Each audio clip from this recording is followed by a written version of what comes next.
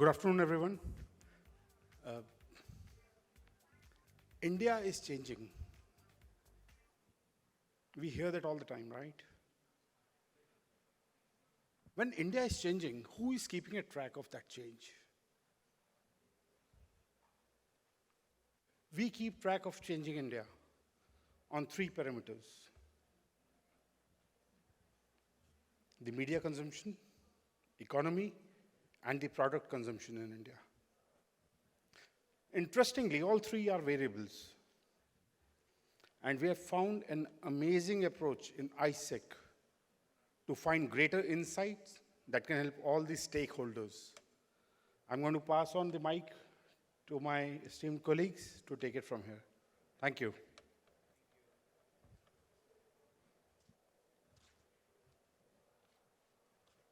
Thank you. Thank you, Samir. Uh, well, when we are talking data and when we are talking new media, digital media, and everything in between, Samir decided that we needed two people to talk.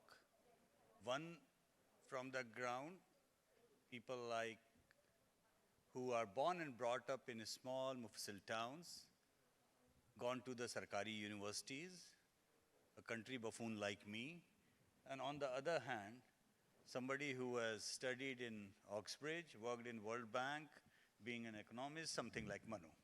So basically, he wanted to cover both the spectrum, so here we are.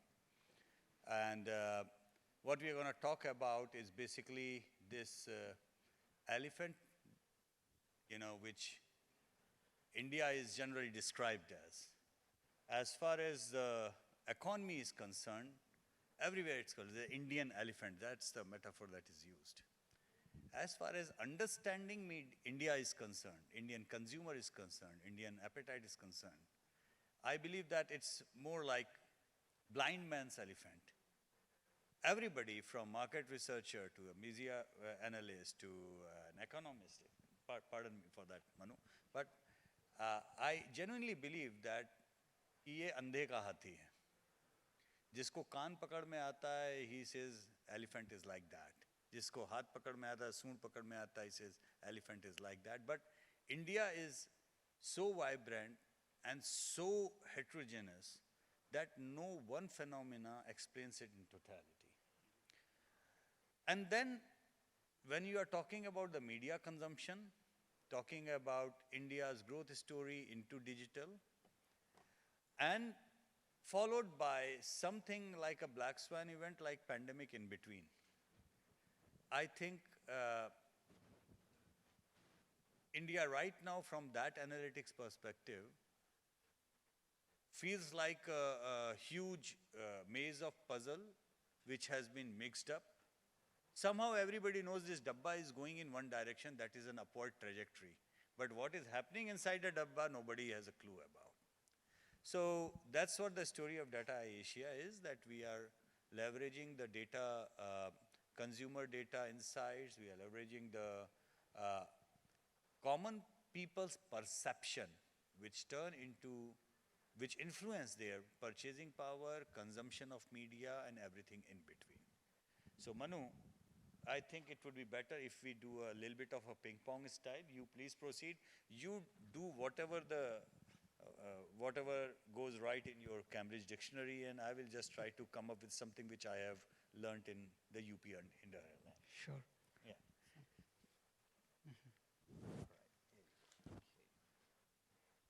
So yeah, pardon bit of my activist walk on the stage, but so we'll begin with the media tracker, and we'll talk about beyond the horizon.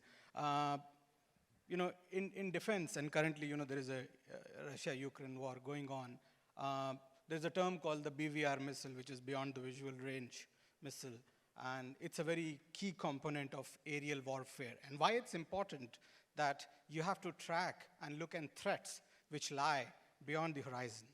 And similarly, when it comes to decision-making today for people who are charged with spending the budgets, they have to track things beyond the horizon. Now, media consumption is rapidly evolving. Now, this is jargon. What do we mean by that? What is evolution per se? Evolution in current context is basically breakdown of the former assumptions which we held to be either true or said they were pretty much close to the truth and there wasn't much else that needed to be discovered. So there is an evolution and which is percolating down in the form of socioeconomic change, which is informing different kinds of consumption and at the same time aspirational behaviors, and our trackers can help you identify those. So that's the, in a nutshell, the rationale behind this. Now, there are 3 key trackers which we are running. One is a tracker that tracks the patterns of media consumption, which is a very important thing because not only are you knowing that people are consuming something, but what are they consuming, where are they consuming, and how, why. There are lots of question marks, but very few, I won't say definitive, but at least logically rigorous approaches towards answering those.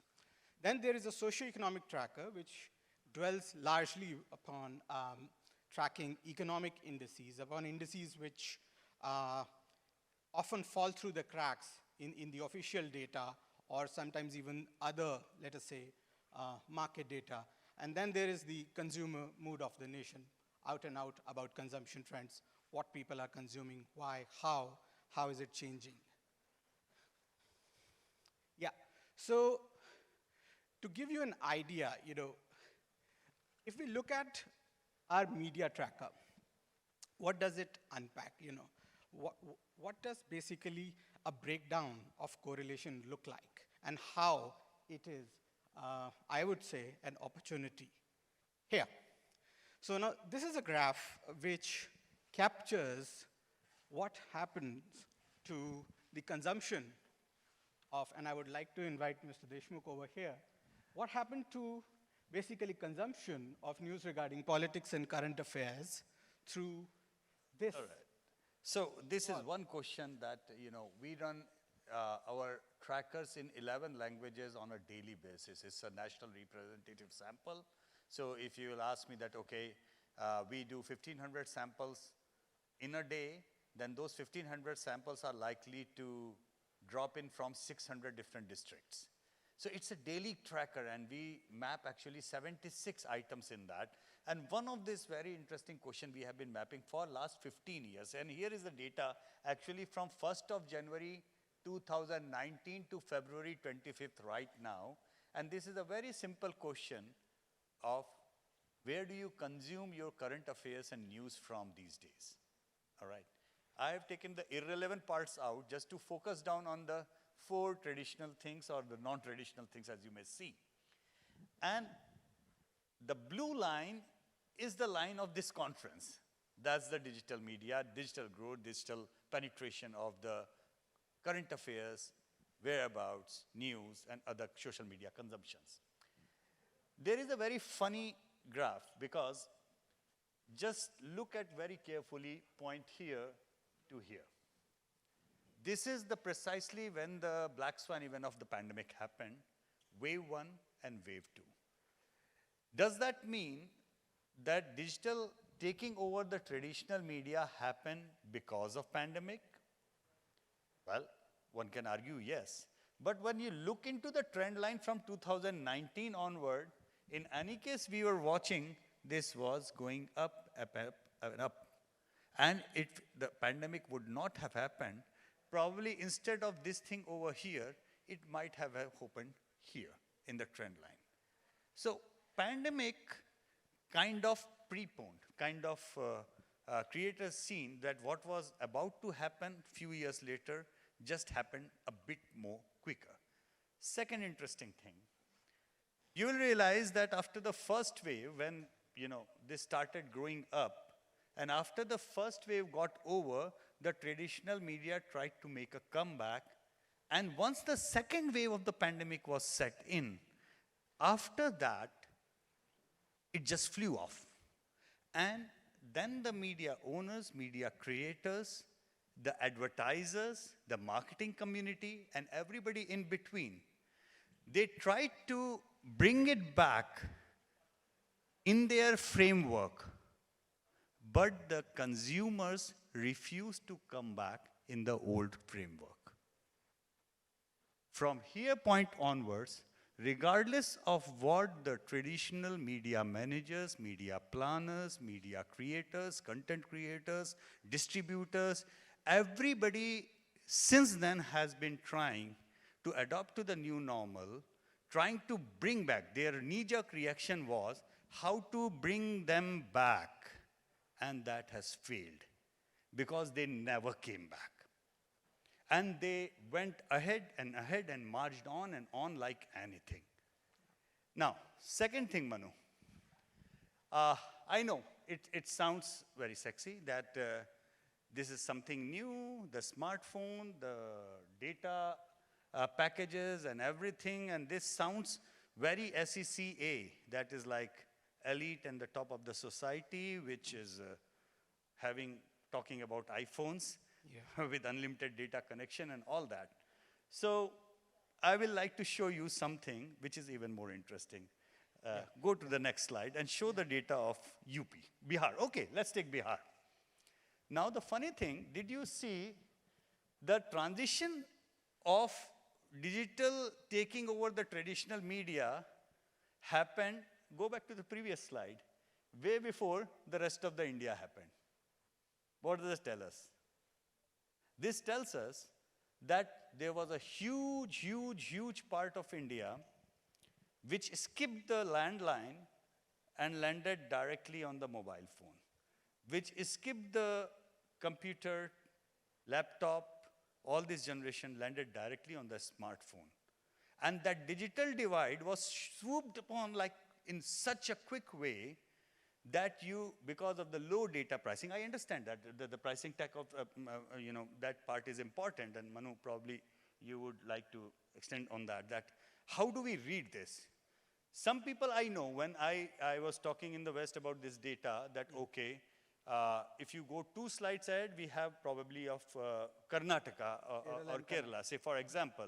See, I mean, you are talking about the fluctuations, but the old, wealthy, high literacy areas, as we call them, I mean, it cannot be more, if you look into the HDIs, Human Development Indices, I don't think there would be more contrasting state of Bihar and Kerala in that way.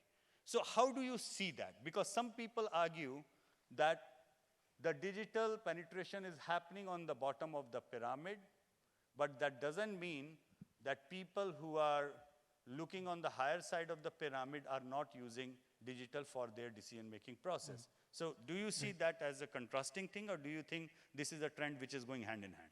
Well, I mean, economists always suffer from the problem of the other hand. Yeah. So there is one hand. And everybody loves a one-handed economist. Yeah, exactly. Yeah. So with this particular question, we spent some hours discussing this, mulling over it. And one thing became quite clear, that irrespective of what's generating it, there is some kind of hysteresis around the consumption behavior. So those territories, which were happier consuming the legacy media, or they had better penetration of legacy media, they kind of persisted with that. And the ones which were uncharted territories, they found it easier to adapt to the newer media sources. So I will quickly now, because I would like to, once they get the idea, I would like to come down to the ISAC thingy. For those who are not aware, I mean, just recently, about 10 days back, the Market Research Society of India has decided and announced that they are gonna replace the old NCCS, which was the socioeconomic classification of the consumers, which map which media and which part of our society is reading or watching what. They are replacing with the new ISAC, and that makes sense to me. And we did some regression analysis because we had all the components which was. So one very key thing, very quickly, those who are not in the,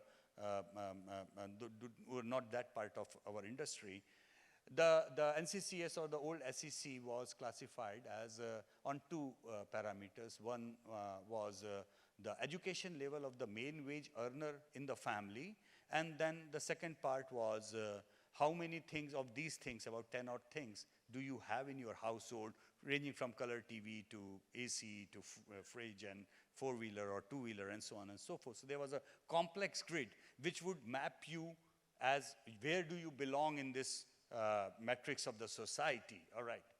Now, somehow in that construct, there were two things which were taken.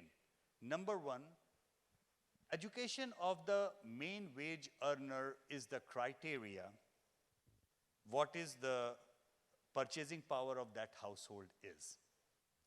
Second thing, coming from a really being a poor backdrop, poor country, migrating to a middle class country, those items which were used, if you go down to that item list, that's 2 slides later, I think, yeah. Look at the things that we look into that generally asked in all the market research industry. Everybody is asking this to figure out who you are. Do you own an electricity connection? And I made the 2 groups, okay? I made the 2 groups on purpose because just to let all of us understand that the fine line of luxury and necessity, where it splits us. So do you have electricity connection, ceiling fan, gas stove, color TV?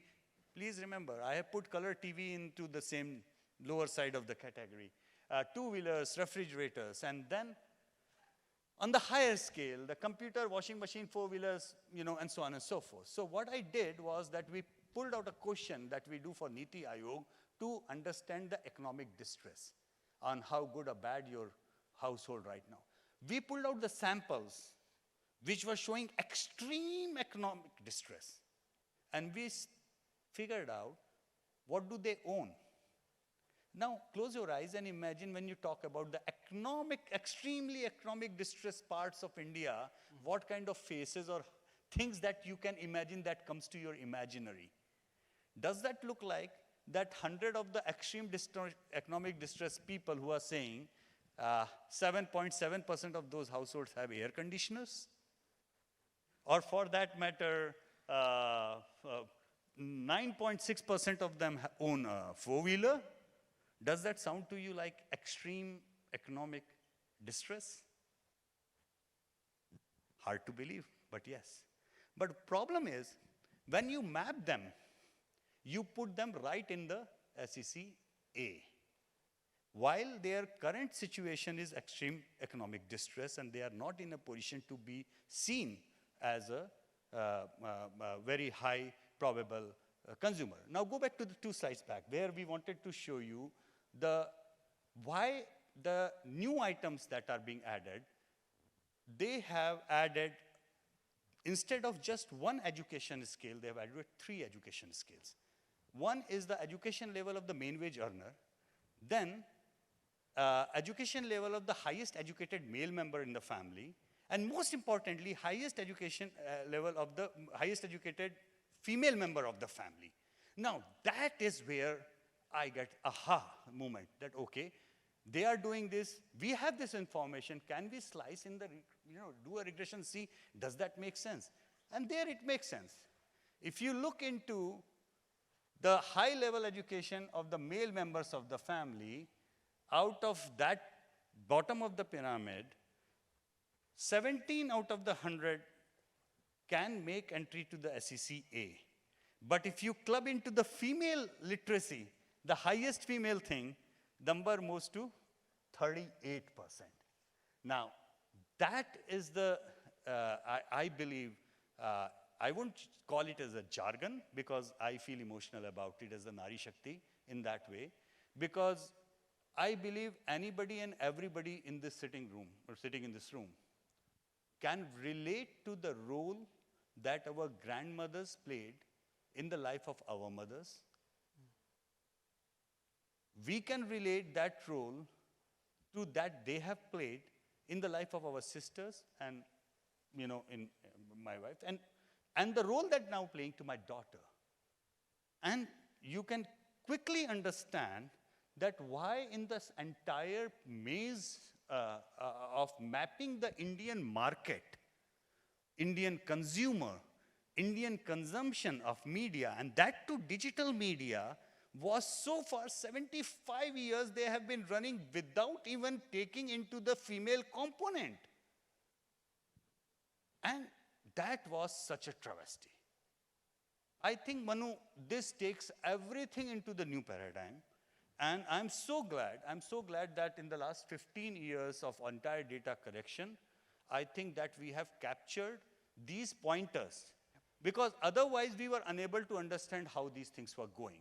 But now with this new ISEC thing in place, I believe with the digital role, digital media going up, every state, and then slicing of the household based on the female literacy rate in that household, based on the female empowerment of that using that thing in how they use it. And it looks like an abstract, Manu. And I'm sorry, time is up, but I will just end up with the one extremely abstract anecdote. Because sometimes you go through the data and you realize, where is the story? This is not telling me, it is a piecemeal thing. Like, for example, in 2022, was that UP election, Manu? Yeah. Yes. Yeah. I guess all of you must be aware a little bit of politics, that there is a gentleman who is wearing monk's robe, and he is the chief minister of the most populous state of India right now. And he is also nicknamed as Bulldozer Baba. For good or bad reasons, that's a different thing. But when we were conducting research for India Today and Business Today, other people, and we were asking about the issues on the ground at that point of time among the media consumers. Toilets came as the #1 issue among the females of UP voters. Now, very quickly, when you tell anybody toilets are the #1 issue that are being made by the government and they are creating an impact, the first thing that comes to your mind, sanitation, right? No. Toilets were an issue of law and order.